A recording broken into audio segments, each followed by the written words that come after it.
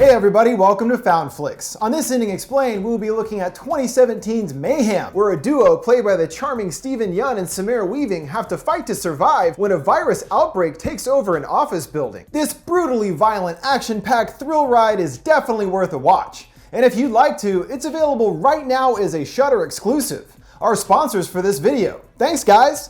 I am honestly a huge fan of Shudder, and as a horror fan was hooked as soon as I first discovered it. If you're interested in trying it out for yourself, normally you can get a free 7-day trial, but you can get an extended 30-day trial if you use my promo code FOUND in the link below. Their vast library covers everything a casual or hardcore fan needs, along with tons of exclusive titles you won't find anywhere else. They also have helpful themed playlists to help you find something good no matter what you're looking for. And don't forget to check out their live streams every Friday on Shudder TV, May 4th being the trippy Kuso. So if you're interested in boatloads of horror at your fingertips, why not give Shudder a try for free for 30 days? The only problem is you might never stop watching it. Okay folks, let's get into Mayhem, breaking down how the virus works, analyzing our protagonist Derek's literal journey to the top, and explaining what goes down in the end. We open learning about the specific virus that is behind our story called ID7, which has particular symptoms to anyone infected. The balance in their brain between emotions and reason is severed. This causes their inhibitions to drop and for any repressed emotions to come to the surface and take them over completely. The sickness is dubbed the red eye virus due to the telltale pigment chains seen in the victim's eyes, though it is actually non-fatal to those infected,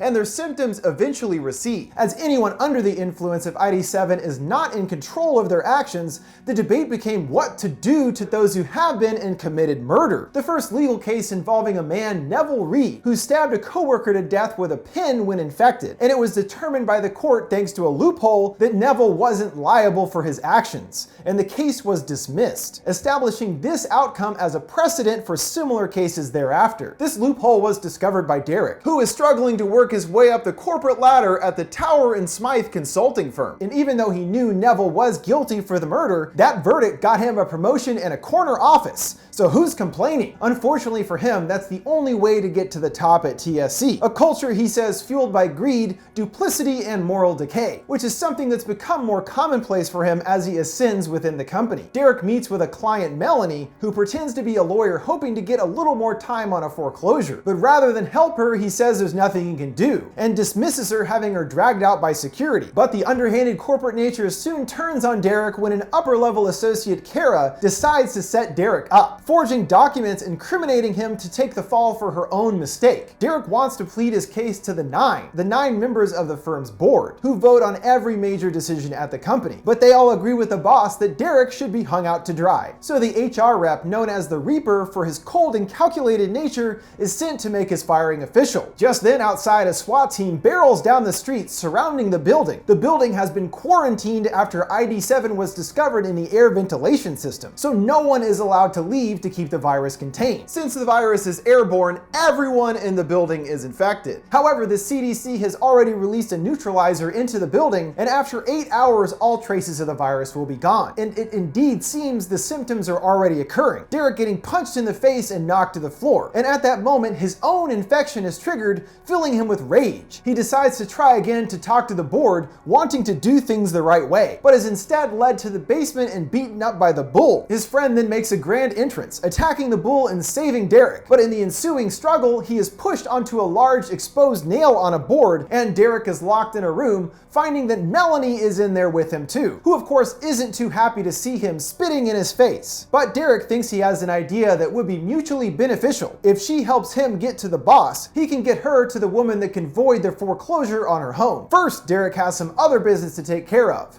exposing the cover-up that got him fired, and of course infuriating the boss, wanting him destroyed for meddling with his money. He sends down goons after him, which gives them the perfect opportunity to escape, loading up with some supplies to use as weapons, the nail gun being a particular excitement to Melanie. The two figure out how to get to the boss, needing key cards to make their way up the levels, first from the Reaper who fired Derek, and then Kira, the one who sold him out for her own personal gain. In his office, the Reaper calmly trims a tree on his desk, occasionally overtaken by fits of the virus, but still mostly appearing reserved as expected. Melanie fires a nail which he blocks with his cane. Nice moves! This time, Derek isn't messing around, kicking the door down and demanding the keycard. It seems he relents, but when Derek reaches for it, he stabs his hand through with scissors, then turning his attention to Melanie, who is able to take out the Reaper with a handsaw jammed into his chest. After that intense encounter, they are able to ascend the floors and continue their mission, though the boss knows where he'll be headed next, to Kira. And with the board's security on the line, he offers to protect her if she doesn't give Derek the card. She takes the deal and says she'll throw the card away,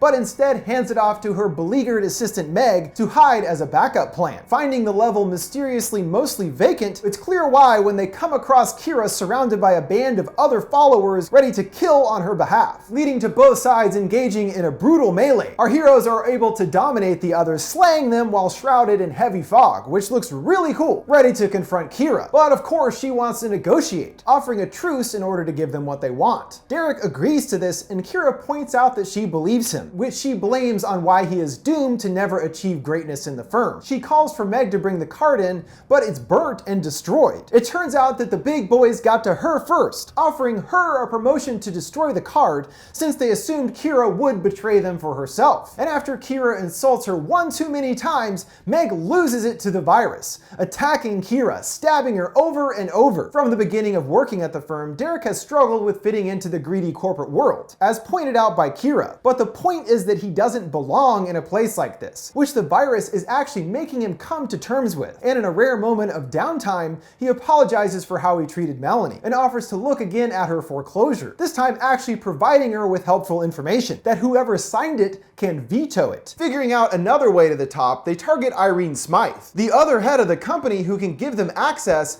as well as void Melanie's contract, enlisting the overworked, irritated IT guy to hack her hard drive. The hard drive and its information is worth millions, and despite the boss's hesitance, Smythe takes a meeting with Derek, stashing a hidden gun under the table in the room. But when she arrives at the meeting and she goes to grab the gun, it's not there. Derek already gotten a hold of it, and it wasn't exactly that hard to find anyway. She begrudgingly hands over the key card, but there's one more piece of business: her signature on the foreclosure to void it. She says she could sign it, only to later claim temporary insanity, blaming it on the virus, infuriating Melanie, who destroys the computer along with all of Irene's precious data contained within. Leaving her alone to deal with Irene, Derek finds himself having to deal with his own foe when the bull comes out of nowhere, slamming a door into Derek's face, who gets the gun, but rather than shooting him, fires off the rounds, saying bullets are for cowards, donning a set of brass knuckles. Dang, this dude is hardcore. And it's even more hardcore when on top of Derek, he shoots a shitload of mace right into his mouth. But Derek spits it back in his face, allowing Derek to jam a screwdriver into his head. Returning to Melanie, Irene reveals that the card won't work without a code, and asks for Melanie in exchange for the code. And he appears to actually take the deal, knocking Melanie out and binding her to a chair. But when giving her a kiss before leaving, actually left some of the screws out of the chair to make her able to escape. While at the elevator, Derek is still able to get the code, and Melanie gets loose, attacking Irene as the elevator doors close. Derek has done it! He's fought and killed his way through the building all the way to the top floor, hilariously finding the boss and the other members of the board waiting with a celebration for Derek, tempting him with things like company cars and expense accounts, everything he ever wanted. As he said from the beginning, that was his only goal in his job here: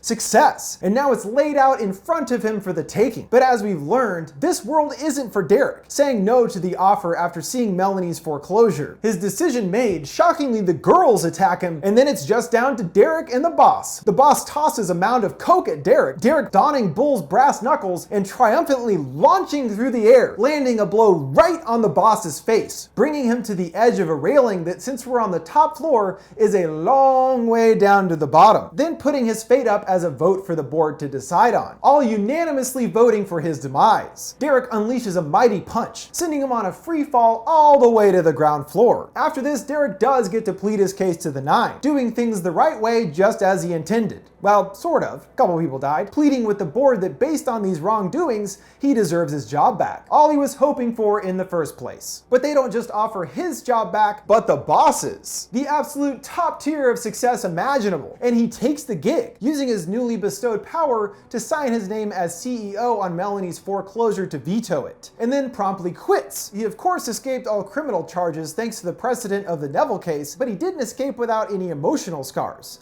and has to live with what he did under the influence of ID7. But at least he has learned what he really wants in his life, pursuing art, and still seeing Melanie, the two charmingly giving each other shit, realizing that perhaps everything happens for a reason. Success shouldn't be about who has the least moral integrity, but instead what we choose to make of it. And it's pretty amusing that it takes the virus to bring these emotions to the surface for Derek. And with that, we have reached the conclusion of this ending explained for Mayhem. If you want to see Mayhem for yourself or a whole massive other awesome horror flicks, both new and classic, you absolutely have to check out Shudder. If you enjoyed Mayhem and want to check out some other similar great titles on Shudder, here's a few of my personal picks for you to check out. The first Demons is a classic, but 1986's Demons 2 is no slouch either, full of demon mayhem and that wonderfully distinct bizarre feeling that you only get with 80s Italian horror, where the demons invade the real world through a TV broadcast, turning the residents of the building into bloodthirsty monsters who wreak havoc on the tenants. Chock full of crazy special effects, this one is admittedly a bit hokey, but that's just part of the appeal. Another Shudder exclusive, the suspense thriller Cold Hell tells the story of a Turkish woman in Vienna, who after witnessing a brutal murder finds herself the target of a deranged serial killer. As her life turns upside down, she tries to protect herself, but Ozge ain't no damsel in distress though. The overall tone is pitch black, dark and brutal, but the second half is surprisingly funny, showcasing winning performances from both leads that adds real character depth and surprising warmth to the brutal proceedings. In the close quarters thriller P2, on Christmas Eve, a businesswoman is imprisoned in the parking garage of her office building, finding herself pursued by the psychopathic and obsessive security guard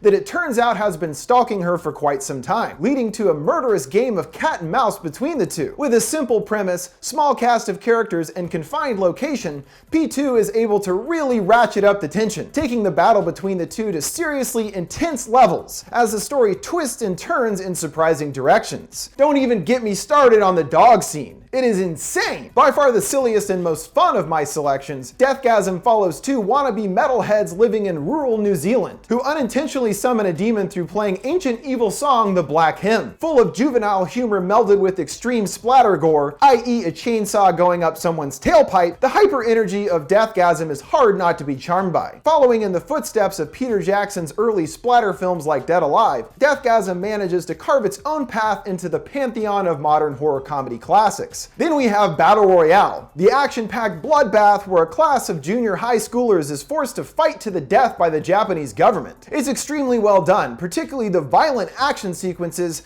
which are some of the finest in the genre. And the typical melodrama amongst the vast number of teen characters is taken to new heights when the stakes are life and death. So yeah, it's kind of like Hunger Games, but way more hardcore and much better. If you somehow missed this one, you owe it to yourself to check it out. All of these great titles, plus tons more, are available to watch right now on Shudder. So if you want a healthy heaping of horror right at your fingertips, use my promo code for an extended 30-day free trial of Shudder. Enter my code FOUND using the link below to try it for yourself, for an all-access pass to the best in streaming horror. What did you guys think of Mayhem and its ending? Do you think Derek made the right choice in the end? Let me know your thoughts in the comments below.